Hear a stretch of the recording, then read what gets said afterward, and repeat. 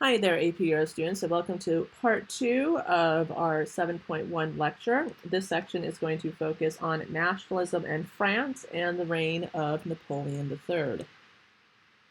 So before we begin this section, I want to start again with some context and take some time to remind all of you what has just happened in France with the 1848 revolution and its outcome. So what caused it, what happened, and again, what was the outcome?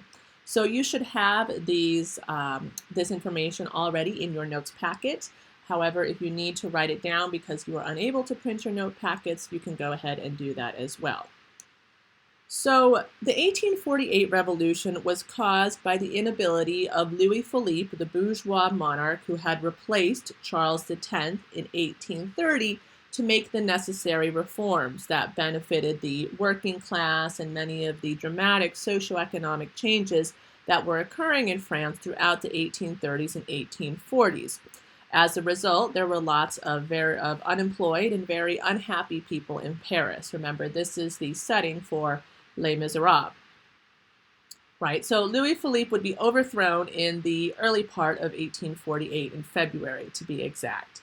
Now, as France is trying to establish a provisional government, there is competition between socialist Republicans like Louis Blanc, who wanted to see more socialist policy implemented in France that would benefit the working class, and also the more moderate Republicans who were wary of socialism and its effects, and specifically its expense. Now, Louis Blanc was successful in getting this provisional government to establish national workshops. These national workshops were created by the government, paid for by the government, and provided jobs to the people of Paris.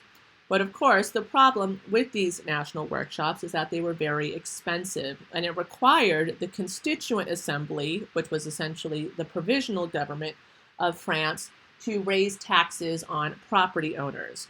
And this began to establish a growing divide between the supporters of the national workshops, which were Louis Blanc and other socialist Republicans, and the more moderate Republicans and the property owners of France, who were more conservative, moderate actually, and they were against the national workshops. So in June, the Constituent Assembly actually attempted to close the national workshops, which put thousands of people out of work and instigated what is known as the June Days, which are several days of extreme violence in Paris. We're talking class warfare, the streets running red with blood. It's one of the single most violent episodes in French history, in which 10,000 people are killed or wounded in just a matter of days, again, leading to militant class warfare. The June Days are brutally suppressed by the government. Hundreds of thousands of people are arrested. Some are exiled to Algeria. But this event has, of course, triggered some of that fear of the working class and the radicalism and violence that is often associated with the working class. And so when the Constituent Assembly went to draft a new constitution, they kept this in mind, and they created a government structure that provided for a strong executive. So their new constitution will establish a republic. In fact, this period is now known as the Second French Republic. And the structure created is a unicameral legislature, which is called the National Assembly, a very strong executive power held by the popularly elected president, who was elected by universal male suffrage. And again, the justification for this government structure is that many politicians believed that the best defense against radicals is to create a strong executive power in the hands of the president. This is not that dissimilar from the justification for the rise of Napoleon Bonaparte I, right after the French Revolution of the late 18th century. Napoleon Bonaparte in the late 18th century was able to overthrow the government and establish his first consulate and then empire, and people were more than willing to accept it because they believed that it would bring peace and stability to France after a period of war and bloodshed. So let's talk about our second Napoleon, which we actually call Napoleon III. And I'll explain why, because I'm sure you're curious. So this Napoleon, who is actually Louis Napoleon Bonaparte, was the nephew of the original Napoleon Bonaparte. And when this Louis Napoleon becomes another emperor of France, which we will see momentarily, he takes the name Napoleon III out of respect for Napoleon I's son, who would have been the Napoleon II, right? So we think we saw this earlier with like Charles the 18th, right? Or not Charles 18th, sorry, Louis the 18th, when the Bourbon monarchy was restored in France. So again, this is because Napoleon's son would have been Napoleon II. Anyway, so after the Constituent Assembly drafts and implements this new constitution, France has its first election with universal male suffrage in December of 1848. And these elections will result in President Louis Napoleon Bonaparte. Louis Napoleon was dedicated to law and order. He was very much opposed to socialism and radicalism. He favored the conservative classes, such as the church, the army, property owners, and business. He had actually lived much of his life outside of France and therefore had little political baggage to rally opponents, right? So there wasn't a lot of oppo research that opponents could use against him. Another major reason that he had this overwhelming victory was because of his name, Louis Napoleon Bonaparte. Napoleon Bonaparte, the original, is seen as this George Washington type figure in French history, and many people still remembered the days of Napoleon. There was this Napoleonic legend that defined, French greatness in the 19th century. Also, the Arc de Triomphe in the middle of Paris celebrated Napoleon Bonaparte's many military accomplishments. Many first-time voters also only recognize the name Louis Napoleon Bonaparte. They might have fond memories of the original Napoleon, or maybe they had specific experiences, right? So for example, there is a story of one old man who was a war veteran who said, "How should I not vote for this gentleman, I whose nose was frozen at Moscow?" So many veterans or descendants of veterans of the Napoleonic Wars supported this Louis Napoleon Bonaparte. And like Napoleon I, Louis Napoleon came to power because of the fear of radicalism in a discredited republic. Again, very similar circumstances to how his uncle came to power. However, an important difference between Louis Napoleon and Napoleon I is that Louis Napoleon was not a military man. Even though he was more or less conservative, he actually felt significant concern for the plight of the working class. And he will often fashion himself and present himself as an ally of the working class, especially to gain their political support. And that's going to be an example of his realpolitik practice.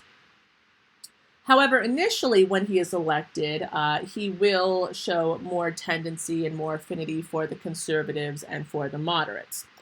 But more than anything, this Louis Napoleon, like his uncle, was politically ambitious and manipulative, right? So he is one of our three main examples of a realpolitik leader.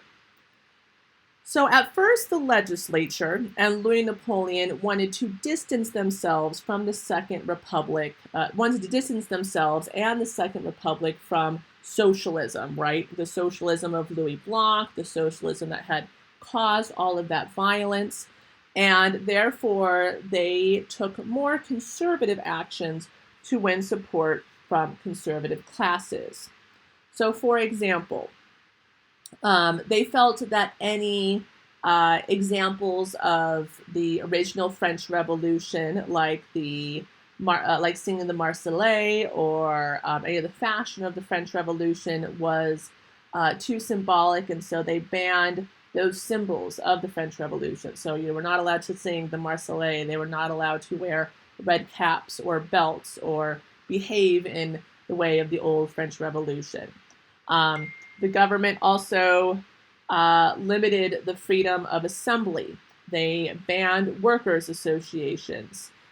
They censored the press, right? These are all traditional tactics for conservative leaders. Many radical Republicans and socialist leaders were jailed, right? So people like Louis Blanc and his friends who were blamed for the violence of 1848. In addition, Louis Napoleon increased the power of the Catholic Church, giving basically the Catholic Church complete control over education in France once again. And also, the voting electorate was reduced by 1/3, basically kicking out the poorest third of the voting electorate. So these were all very conservative actions taken by the legislature in the first few months of Louis Napoleon's reign as president. However, Louis Napoleon began to realize that this was jeopardizing his political support from the working class. And so ultimately, he realized that he had to appear, at least, as a friend of the working class. And so publicly, he claimed to be a friend of the common man, the friend of the common man, the friend of the working class, their ally. And he accused the legislature of being greedy. He accused the legislature of enacting all of these conservative policies that were detrimental to the working class. And therefore, he began to deliberately distance himself from this more conservative legislature.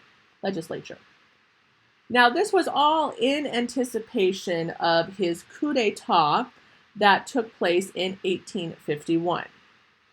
Right? So Louis Napoleon was elected initially for a 4-year term, and the Constitution of the Second Republic would then require Louis Napoleon to step down at the end of his 4-year term. But he didn't want to do that. He wanted to maintain his leadership of France. And so on December 2nd of 1851, which also happened to be the anniversary of Napoleon I's victory at Austerlitz, and also the anniversary of Napoleon I's imperial coronation, so a lot of significance to that date. On December 2nd of 1851, Louis Napoleon overthrew the Second French Republic to implement what would become the Second French Empire. He used the army to crush any protests from leftist radicals. After he seized power, he also restored universal male suffrage because he believed that restoring universal male suffrage would make him appear to be, again, that friend and ally of the working class. Now, this next part is really interesting. After Louis Napoleon seizes power and overthrows the government, he actually will invite the people of France to legitimize his coup d'etat through an election, through this referendum we call a plebiscite. So plebiscite is spelled Plebiscite. It's basically a national referendum on a single issue. Right, so on December 20th of 1851, or 1852 actually, Louis Napoleon was voted in as president for 10 years by 92% of the French population, and that's a legitimate number. Like all the people who voted, 92% of them approved not only the coup d'etat, but they also approved the extension of Louis Napoleon's presidential term for another 10 years. Well, the next year, Louis Napoleon thought, like, why just be president? Let's go all the way and make it an empire. So in 1853, he was elected the hereditary emperor of France, and this is when he officially becomes Napoleon III and officially establishes the Second French Empire. And if you thought that first plebiscite had an outrageous approval rating, Napoleon III was actually approved by a 97% electoral victory, which demonstrated that he had the overwhelming support of the people for these actions, for overthrowing the government, for establishing the Second French Empire. Again, the French people saw this as a revival of the greatness of the Napoleonic era earlier in the century.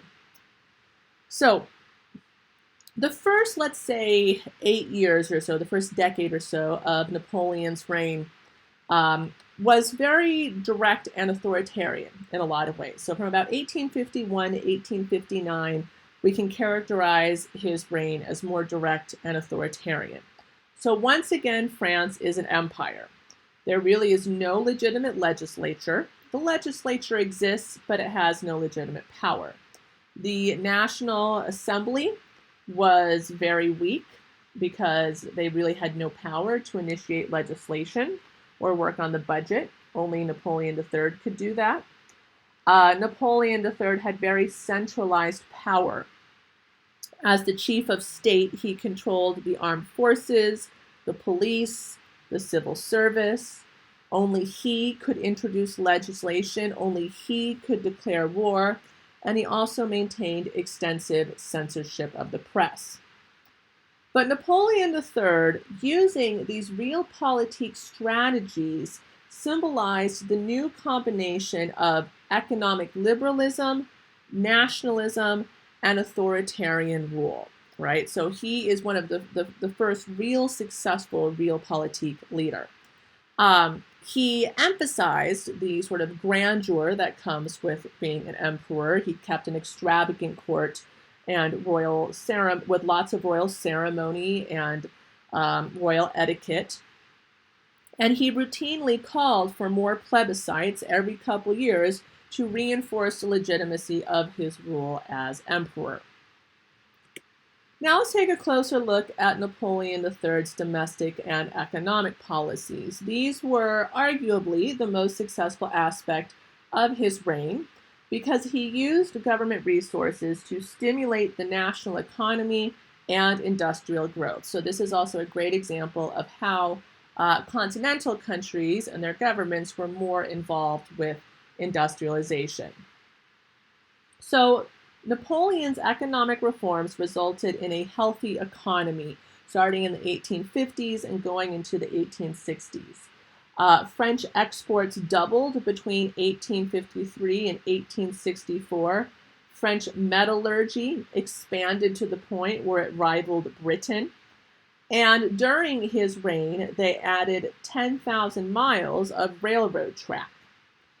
Napoleon III made sure that the government provided subsidies, that means funding for railroads and infrastructure. This led to lots of public work programs, which created jobs. And he also modernized the French banking system. This led to the development of France's first major investment bank. This investment bank was called the Crédit Mobilier. I'll spell that for you because I cannot pronounce it correctly. Credit, C-R-E-D-I-T, and Mobilier is M-O-B-I-L-I-E-R. This is probably going to be a significant term.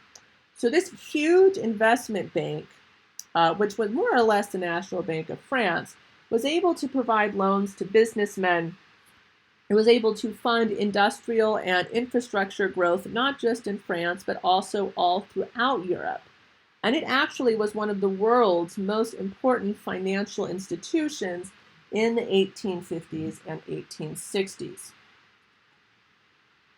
For example, French investors were known to finance large infrastructure projects in places like Russia and Spain and Italy. And it was even a French company that built the Suez Canal in 1869.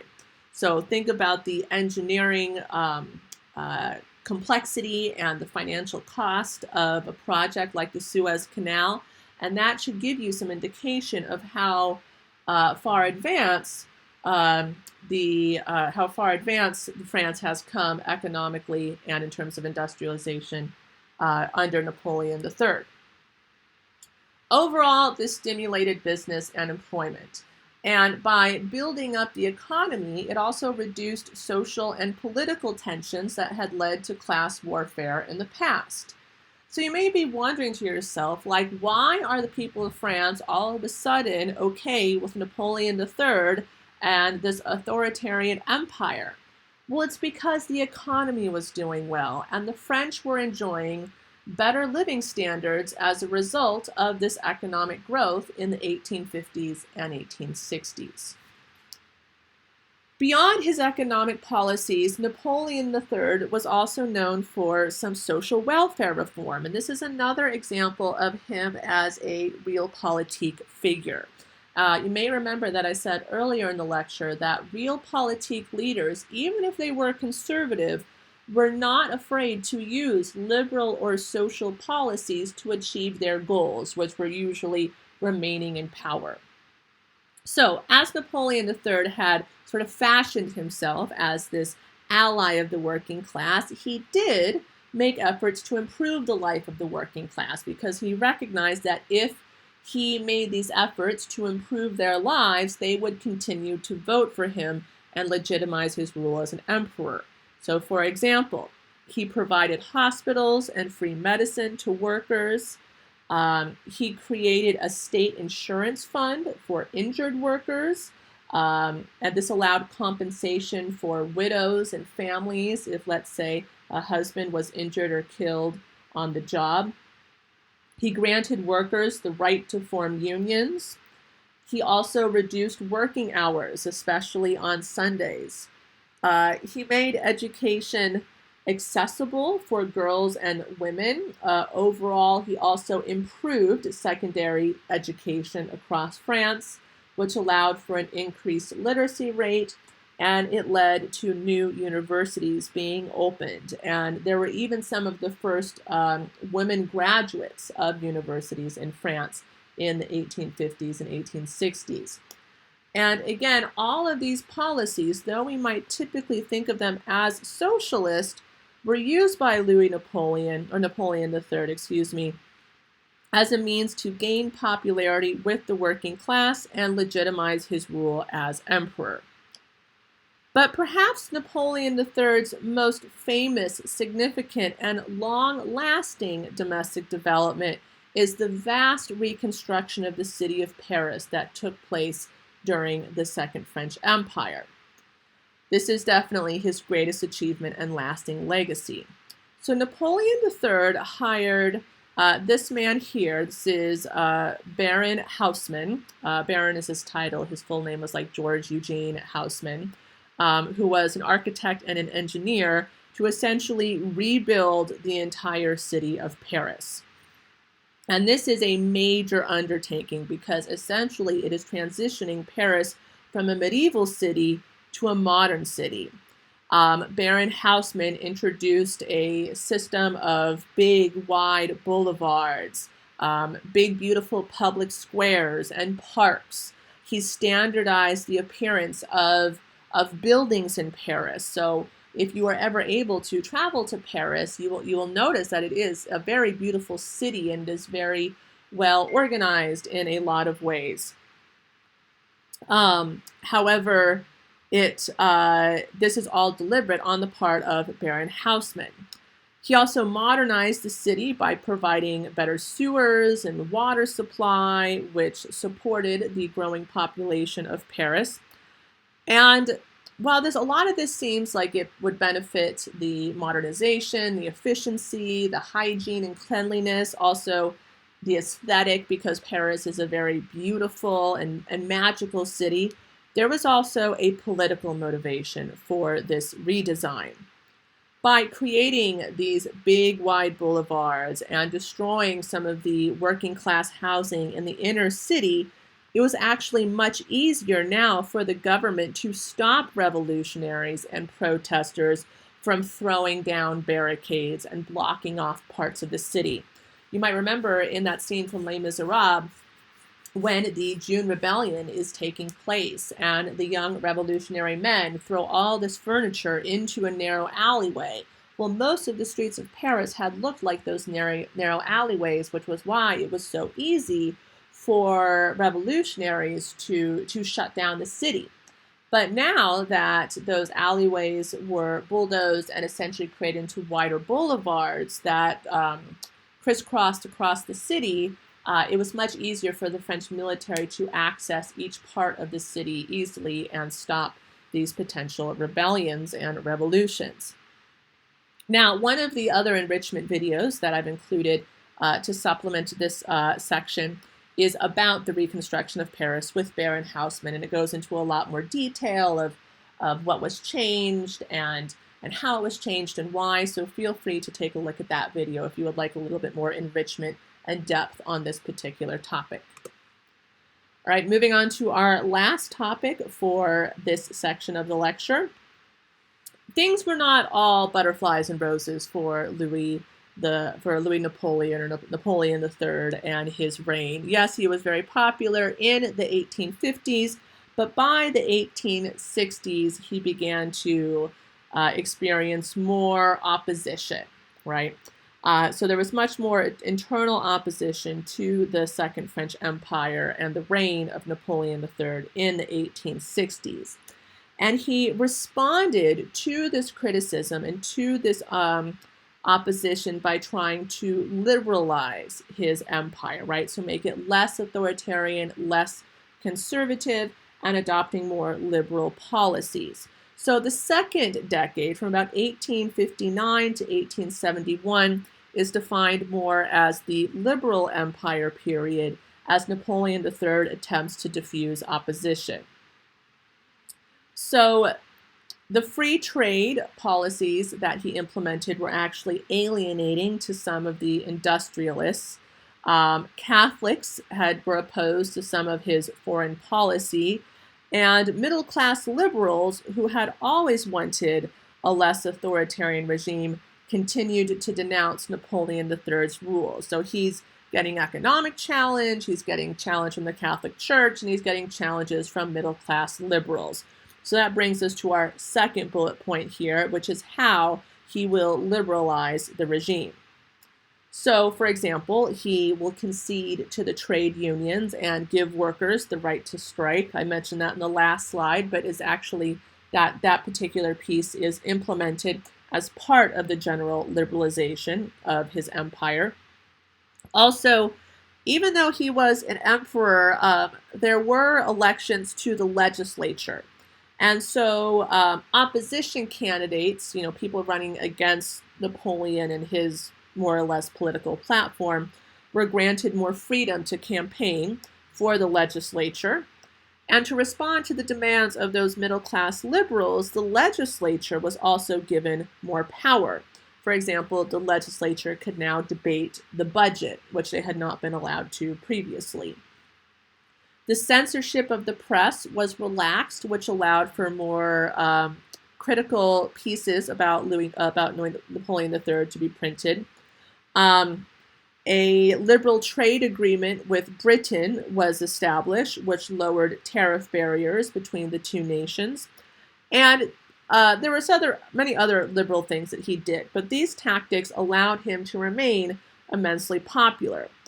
Even if you did not get all those details, the most important thing to remember, the significance of all of this, is that, again, as a realpolitik, Napoleon III was willing to incorporate liberal policies into his more conservative empire in order to remain in power, right? So it shows that these realpolitiks will use any tactic and any means necessary to maintain their political power.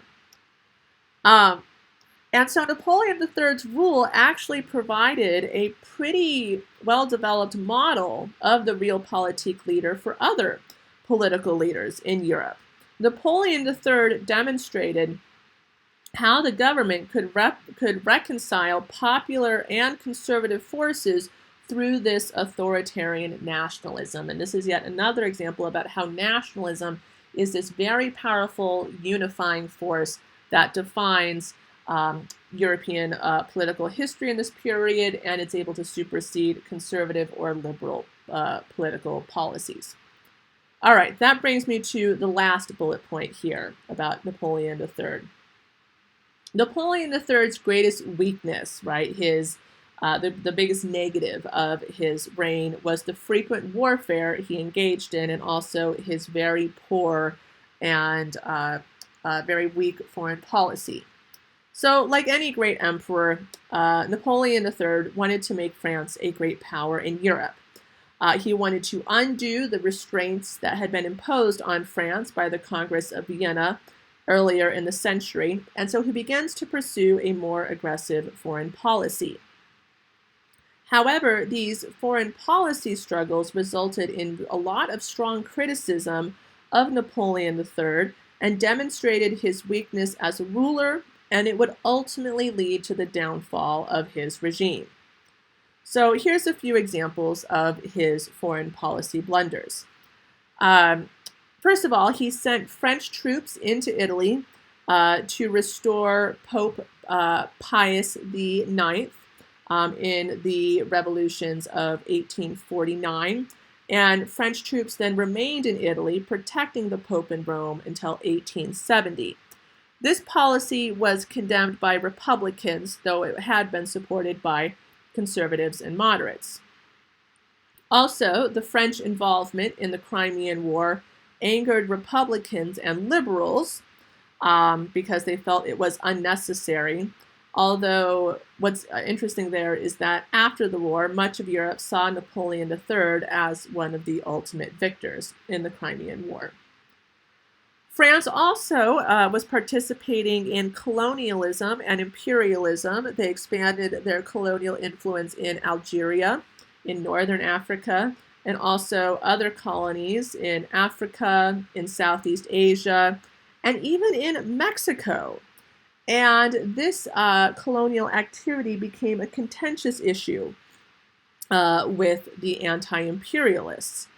Now, you may be wondering, why was France trying to colonize Mexico? Haven't we, gone past that? That is a really crazy story when France tries to implement an Austrian emperor in Mexico. It's a spectacular failure.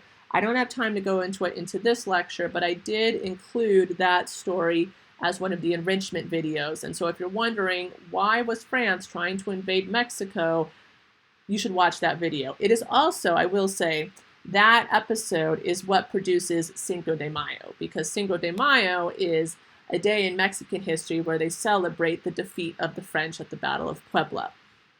It's not Mexican Independence Day, but I'm sure many of you know that.